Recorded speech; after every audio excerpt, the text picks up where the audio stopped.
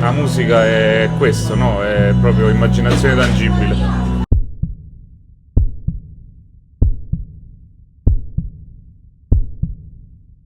Allora, questo incrocio di linguaggi nasce molto semplicemente dall'incontro di diversi musicisti nel nostro studio e un giorno, insomma,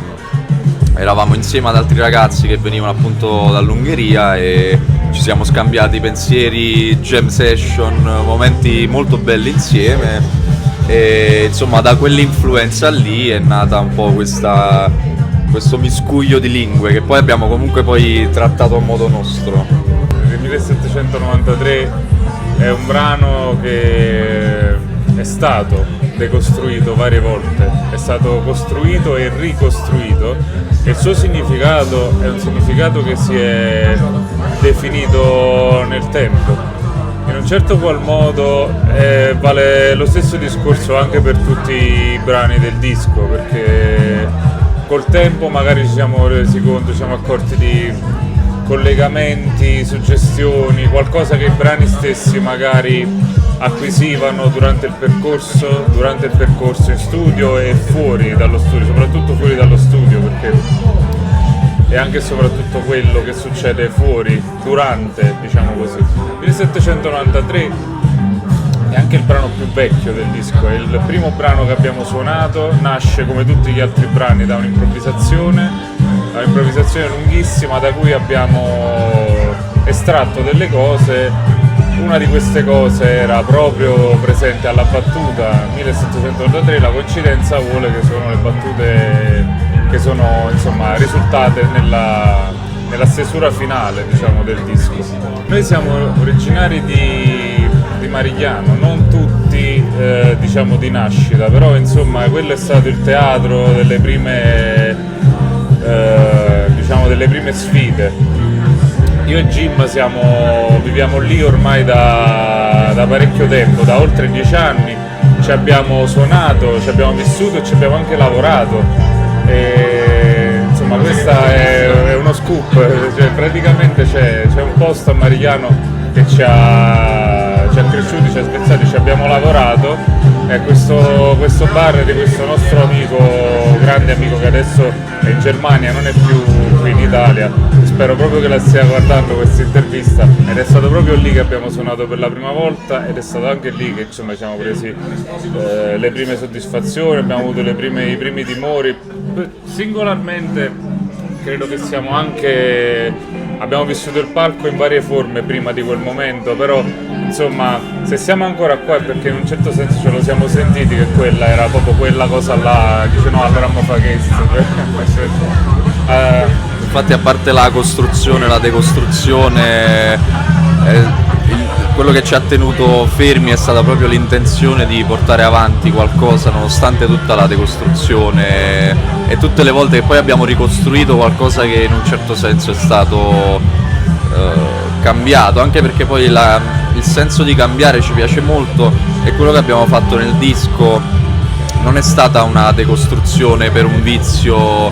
personale, ma è stata la voglia di raggiungere qualcosa che ci sentivamo fosse giusto. E quindi anche in questo senso per noi decostruire ciò che facciamo ci aiuta semplicemente a raggiungere un grado di maturità della nostra musica fino al punto tale che poi stesso noi siamo veramente felici e siamo poi effettivamente felici di portarlo fuori. Così è stato questo disco. Allora, nel 1793, come abbiamo detto anche prima, è stato il primo brano che ha effettivamente segnato l'inizio di Baristi Muti, nato da comunque un momento di grande coesione musicale, anche perché noi in un primo momento, ma anche tuttora, abbiamo comunque uno stile compositivo molto libero e molto spesso lo facciamo semplicemente stando in sala prova e suonando. È un brano dove c'è un grande opposto secondo me, che è quello della prima parte, dove si parla in un certo qual modo di una libertà personale, di una libertà interiore che va difesa, e appunto quello che poi la seconda parte si intende un po' il donarsi cioè raggiungendo un po' quella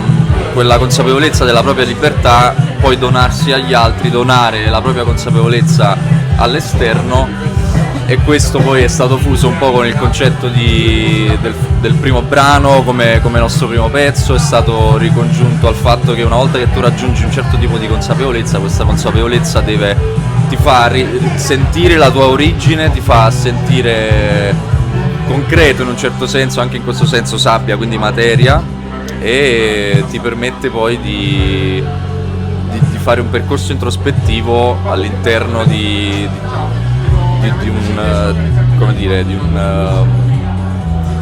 un aspetto poi personale, di tutti quelli che sono i tuoi viaggi personali che ti creano poi, fanno di te la persona che sei.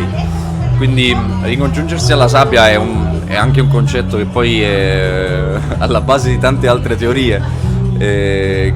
alle quali noi vogliamo che ci sia la libertà di interpretazione, cioè ci piace anche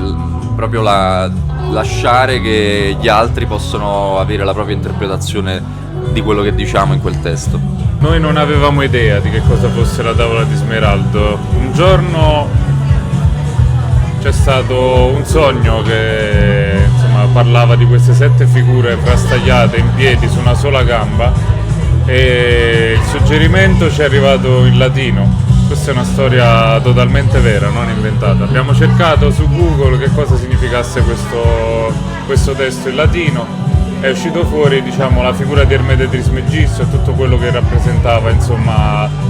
le 7 leggi universali, cose che poi sono state riprese anche da filosofi moderni, sono critiche fatte dallo stesso Nikola Tesla, il quale ha detto il mondo non è pronto per questo tipo di consapevolezza, una consapevolezza che potrebbe anche in qualche modo turbare gli equilibri mondiali, ed è anche giusto che ci sono appunto delle cose che sono, ci vuole, sotterrate nella sabbia, che non si possono risumare, non siamo pronti, i nostri occhi non sono pronti, le nostre orecchie non sono pronte, ma non per questo non bisogna parlarne, non bisogna contemplarla. Ecco, noi quello che abbiamo fatto con Tavola è stato proprio questo, e il numero 7 è un simbolo importante, molto potente, è un numero creativo, e quindi come non potrebbe essere così per la creazione di tutte le cose e soprattutto per tutto quello che in quanto immaginato è reale. La musica è questo, no? È proprio immaginazione tangibile. Innanzitutto abbiamo ascolti molto diversi, e questa è una cosa molto buona. Abbiamo anche dei percorsi musicali molto diversi, e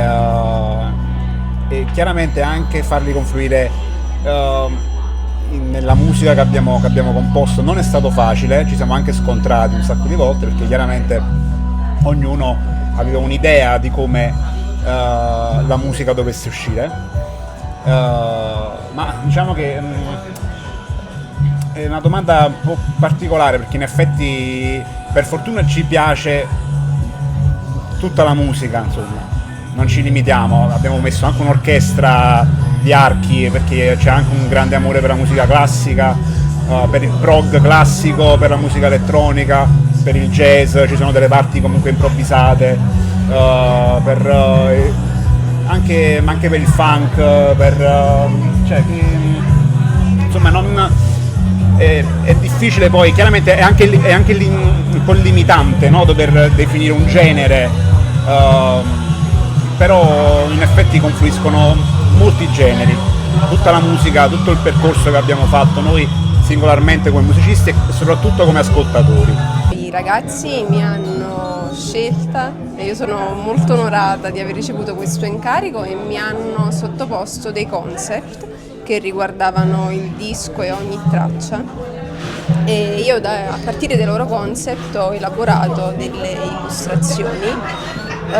cercando anche di inserire quello che io ricavavo dall'aspetto musicale di ogni traccia. Quindi io ho progettato e disegnato ogni illustrazione ascoltando a ripetizione ogni pezzo relativo all'illustrazione stessa, e quindi è stato un viaggio su più dimensioni contemporaneamente.